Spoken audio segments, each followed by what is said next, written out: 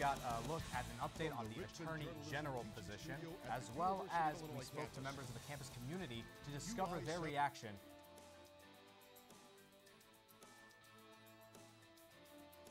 And then we have a story about St. Eleanor Brady, the first ever African American to obtain a PhD in chemistry in the United States. UI7 News starts right now as we bring it over here. Good evening, everybody, and welcome to Champaign-Urbana, Thursday edition of UI7 News. I'm Ori Benatar. And I'm Will Bro. Thanks for taking the time to join us tonight. We're going to be... We'll start our show today with a quick look at the weather. Yeah, joining us now is going to be Leah, President, with the meteorology report. Leah, the weather's been kind of crazy recently, especially today. We had like a high of 50 and a low of about 8. Well, those temperatures are going to continue this afternoon. As we move into the evening, we're going to see temperatures as low as 8 degrees, and those showers are also going to continue as well. So if you're driving tonight, make sure you use extra caution on the road.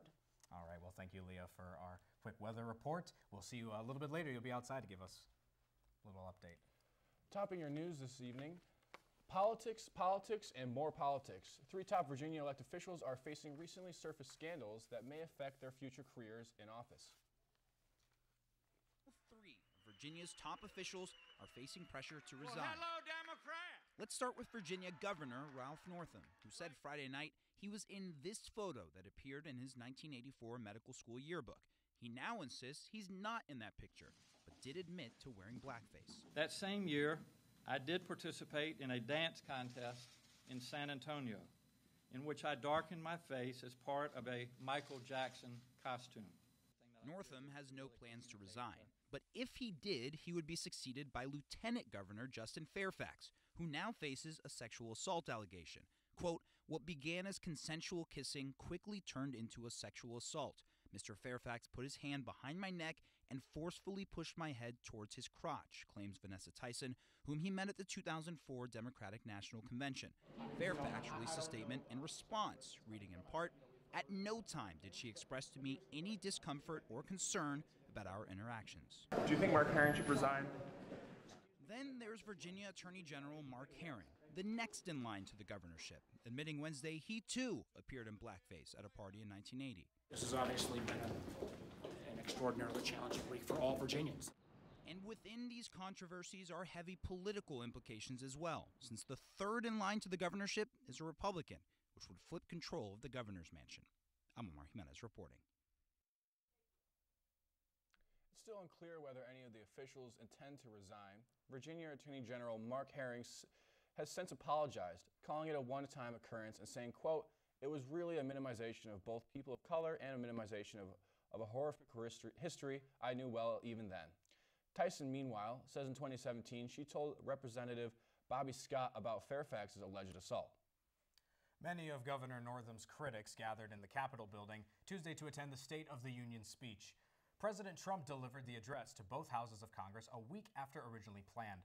The theme of the speech, choosing greatness. The president's speech was a mixed bag of attempts to unify the room and very divisive talking points that drew groans and eye rolls from one side of the aisle. Trump's speech included olive branches on topics like research for child cancer, compromising on key issues, and the increase of women in the workforce. But in between these moments, Trump divided the room on issues like North Korea, abortion, and illegal immigration. I am asking you to defend our very dangerous southern border out of love and devotion to our fellow citizens and to our country. Trump spent an hour and a half speaking, but spent the most time on immigration reform and the border wall. But after drawing ire from Speaker of the House Nancy Pelosi with his comments about the ongoing investigation into the ties with Russia, Trump spent more time on heartfelt moments with some of the honored guests in the room.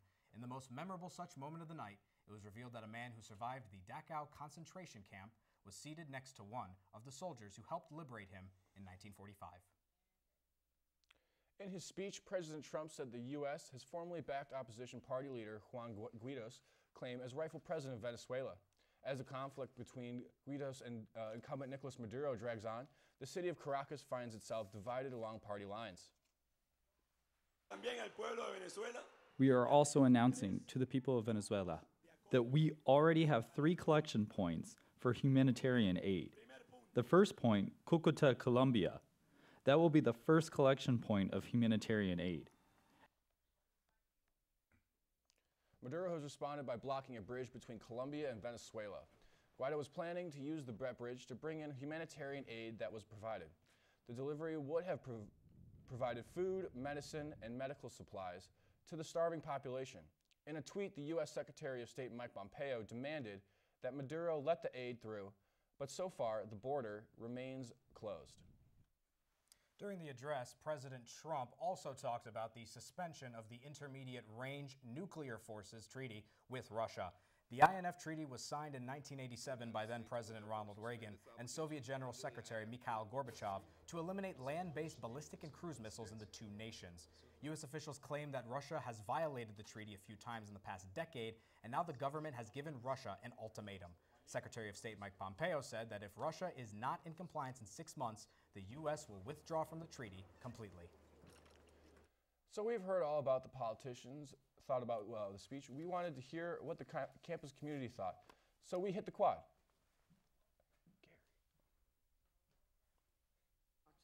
Mr. Durbin? No by proxy. Mr. Whitehouse? No. Ms. Klobuchar? No by proxy. Mr. Coons? No by proxy. Mr. Blumenthal? No. I am asking you to defend our very dangerous southern border out of love and devotion to our fellow citizens and to our country.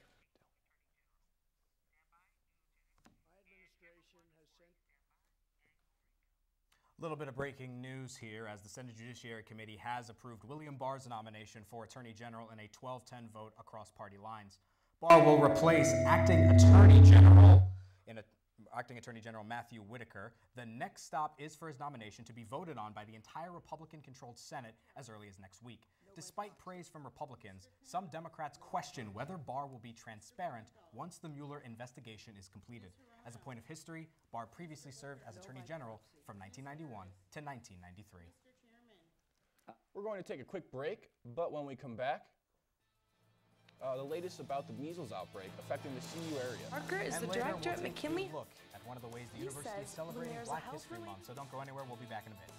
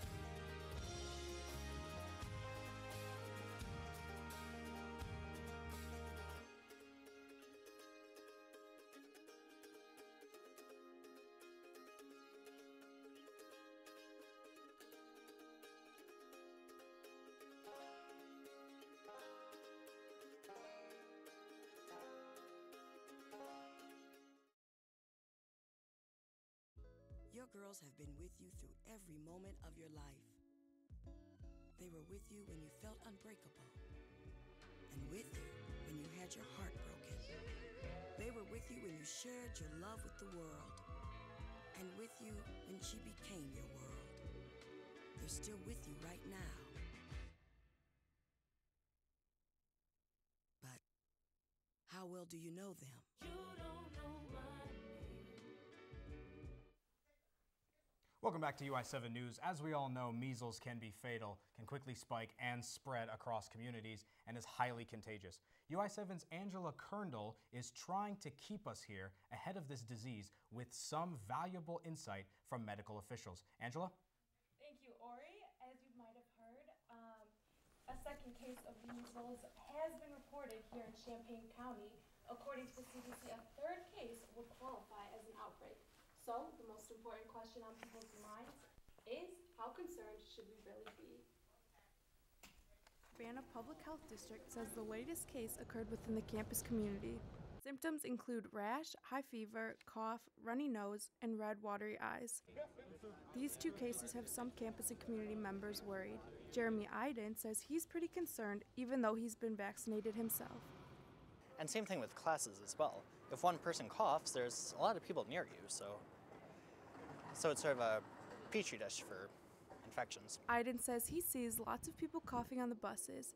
He says he just hopes people get their vaccinations. Measles cases are surfacing across the U.S., and Illinois is one of just 10 states with reported cases. Students can get their immunization history checked out here at the McKinley Health Center. Dr. Robert Parker is the director at McKinley Health Center. He says when there's a health-related event like this, people are treated with a more aggressive protocol. Well, I think the campus has just been super about trying to really mobilize around this and get things taken care of. Park says there's nothing more important than vaccination. Other people on campus, like Dan Ibrahim, are not so worried about these two cases. To be honest, it doesn't really concern me because I just don't know, to be honest. The measles could lead to life-threatening complications. Okay, I'm no scientist, but I think this is kind of not really a controversial thing to say, but measles are bad. Really bad. And that's all I have to say. The Public Health District says to call a healthcare provider if you're having any symptoms. In Urbana, I'm Angela Kerndl, UI7 News.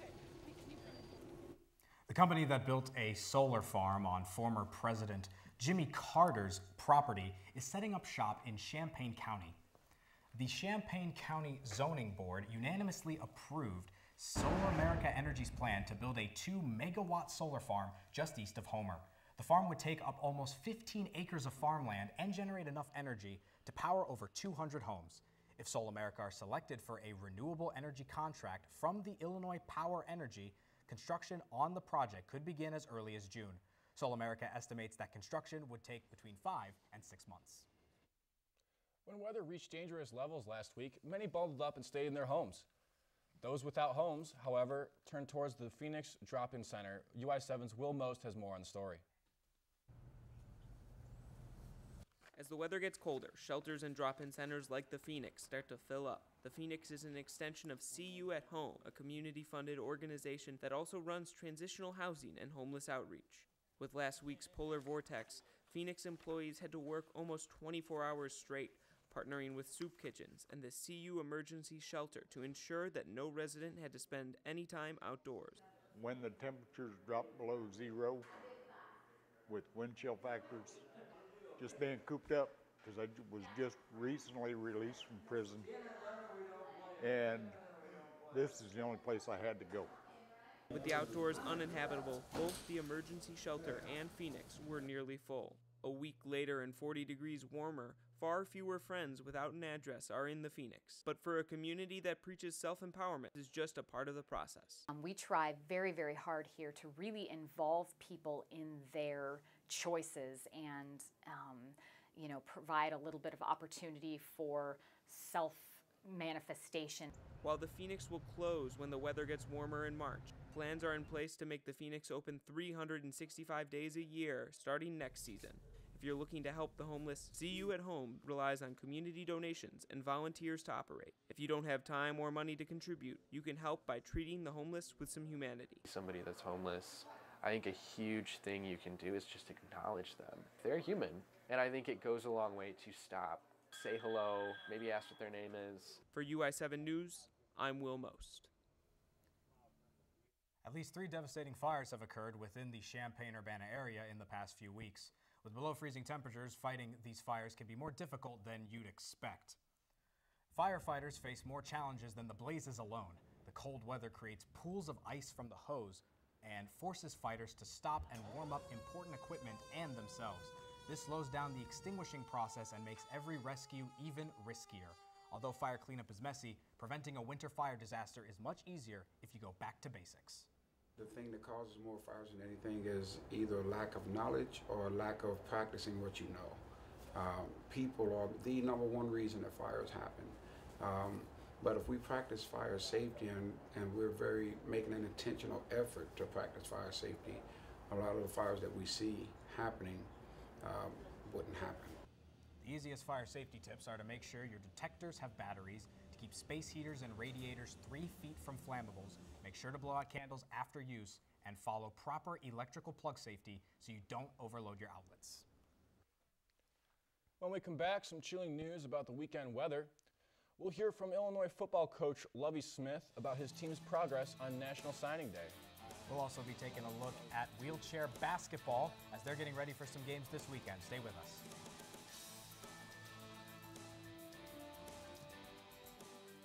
Hey, Dad, I need your help asking Jessica to prom. Of course. Love is like the ocean. You have to tread the Oh, waters. Dad, that's not the kind of help I needed. Hey, Jessica. Will you go to prom with me? Yes. You don't have to be perfect to be a perfect parent. Thousands of teens in foster care can't wait to share their first with you. I was 0.5 credits away from completing high school, and I didn't do it. My support team never stopped pushing for me to be better because they knew who I could become as a person.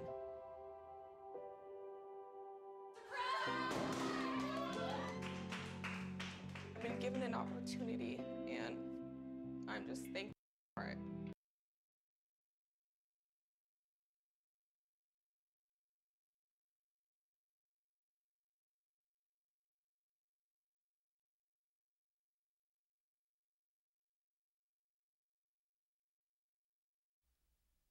Thanks for staying with us.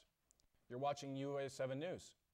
Snow, rain, sleet, ice, winds, we've got it all here in the Midwest. But we also have Leah President in the midst of nature outside with your full weather forecast. Leah, how's it feeling out there? It's a little dark right now.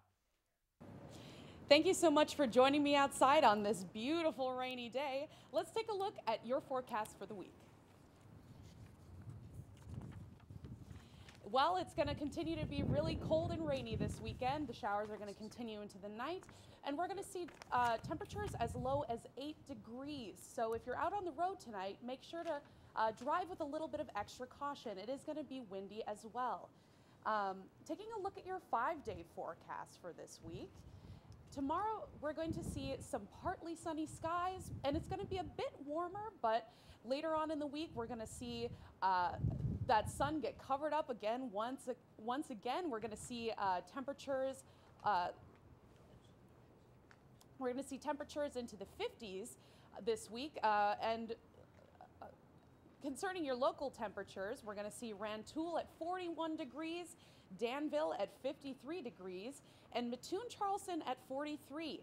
Moving over to Decatur, we're going to see temperatures at 37 degrees. In the capital, we're going to see 32 degrees in Springfield.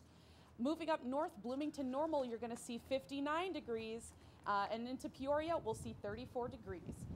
Now taking a look at your Midwest temperatures, Champaign-Urbana, again, 52 degrees. Up north in Chicago, we're going to see temperatures reaching 43 degrees. Indianapolis, a little bit warmer, 57 degrees. Louisville, 69 degrees. Paducah, 61 degrees. In St. Louis, by the Arch, we're going to see temperatures about 36 degrees.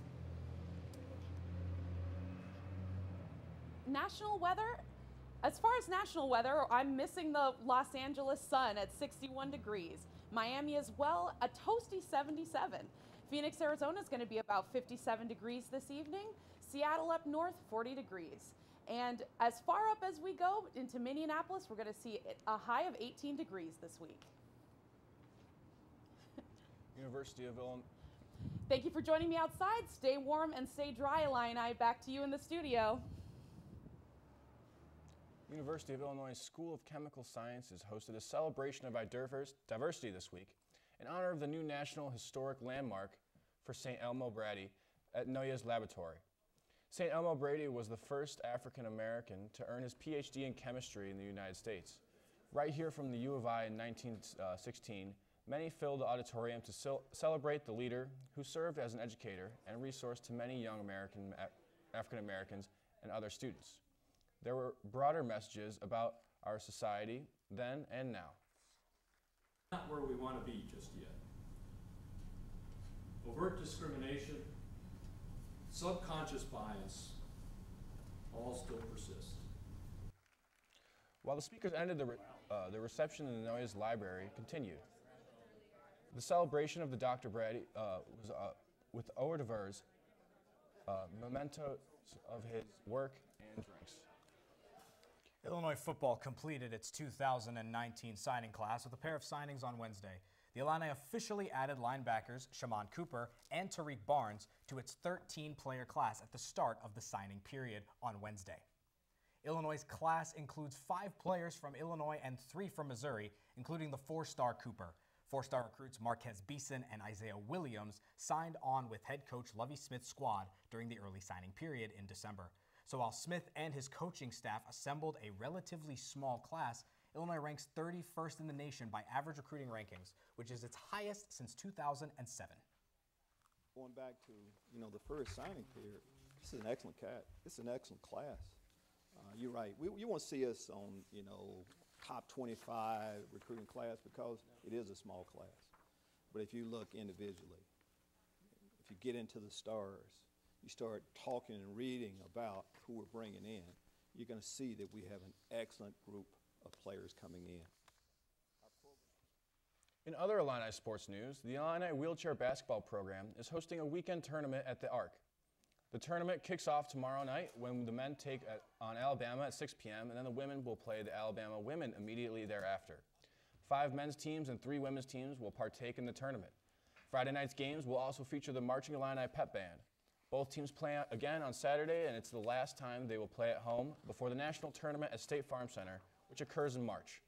Men's head coach Matt Bushi thinks the Arc makes for a unique viewing experience, and he believes the tournament is a prime opportunity to bring awareness to the program.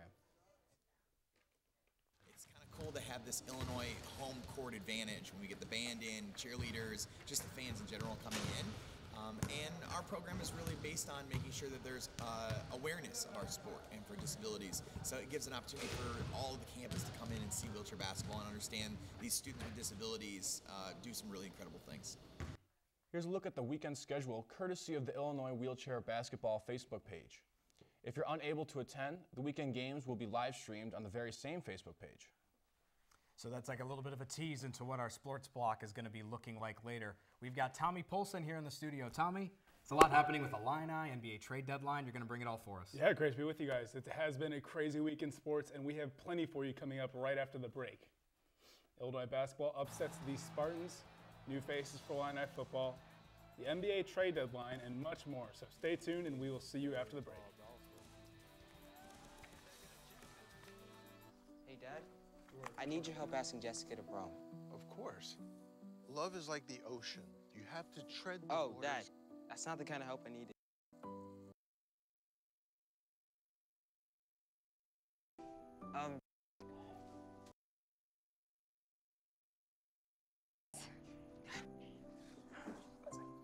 You don't have to be perfect to be a perfect parent. Thousands of teens in foster care can't wait to share their first with you. I was 0.5 credits away from completing high school, and I didn't do it. My support team never stopped pushing for me to be better because they knew who I could become as a person.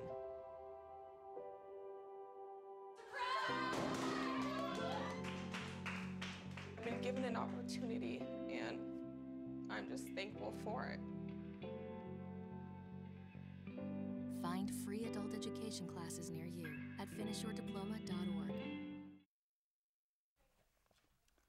Welcome back to UI7 News. My name is Thomas Polson, and we are right in the middle of quite the week in the sporting world. Starting it off right here on campus, our very own men's basketball team pulled off a major upset against the 9th-ranked Michigan State Spartans. Head coach Brad Underwood and his team have been showing major signs of improvement lately, this being their second top 15 win in as many weeks. The Illini were led by big games from freshmen Ayo Dosunmu and Georgi Bashanishvili, who combined for a total of 40 points and 7 rebounds, leading the Illini to its first top 10 win since 2013. About 3.5 to go. I think there was a media timeout.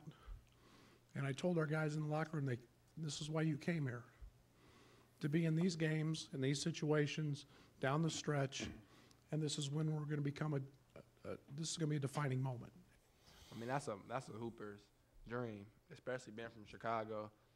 That's a hooper's dream, storming the court. I had goosebumps, like, in the game last, it was 25 seconds, I think, and Ayo made a 3, and crying with it. I had goosebumps. Like, it was an unbelievable feeling. I'm still shocked. It's just a great feeling, man. I don't know. After months of anticipation, Illinois football coach Lovie Smith has finalized his defensive staff after announcing his decision on Wednesday. Smith shored up the staff as he added Kenato Hudson as the program's new cornerbacks coach. Hudson spent the last 2 seasons in the same position at Florida Atlantic, helping Lane Kiffin and his Owls finish with the second most interceptions in the country. Under Hudson's mentorship, FAU's defense picked off an impressive 20 passes in 2017. Smith calls Hudson a, quote, excellent recruiter and knew he would be the perfect fit after talking to other coaches on FAU staff. I'm 100 miles per hour. I will be one that you will not miss around here. I promise you that. That's with every position group. That's with everybody on the team. I like to come and spread like a disease as far as with enthusiasm and passion. So, because that's the way football is supposed to be played, with tremendous passion, tremendous enthusiasm, and just have fun. Smith also added his son Miles to the staff, giving him the nod to officially take over as Illinois' new linebackers coach. Miles Smith spent last season working with both linebackers and defensive backs as a graduate assistant, before later stepping up to serve as the interim defensive backs coach. Smith took over in the wake of Donnie Abraham's August departure from the program and was a big part of 4-star linebacker Shimon Cooper's decision to join the team. Miles is Lovie's youngest son and has now had permanent coaching stops with his dad at Illinois and with the NFL's Tampa Bay Buccaneers. Everybody on the defensive staff has to be okay with the head coach, the defensive coordinator, being very involved also. And when it's someone that you know like that, there's no such thing as coaches hours. You can meet and talk football forever. In other news, the crazy finish to the NBA trade deadline has gone and passed. The deadline officially passed at 2 p.m. today, but it did not go by without some major splashes across the league. Over the past week, NBA stars such as Kristaps Porzingis, Tobias Harris, Harrison Barnes, Marc Gasol, and more have joined new teams just before the deadline. There's been some crazy deals. We saw Gasol go earlier today. Markelle Fultz is going to the Magic. Nikola Mirotic. You know, it's kind of been all over. So it's kind of crazy just to see how big this deadline's been, and there's a lot of deals in the works too. So it's been fun to watch. Unfortunately, Frank Robinson, the first African-American manager in MLB history, has passed away at age 83. Robinson began his baseball career as an outfielder for the Cincinnati Reds in 1956, leading a Hall of Fame career as a player. Robinson won the Triple Crown in 1966, was a 14-time All-Star, and the only player in MLB history to win the MVP of both the American and National Leagues. Robinson won the World Series twice with the Baltimore Orioles and was named the MVP of the 1966 World Series.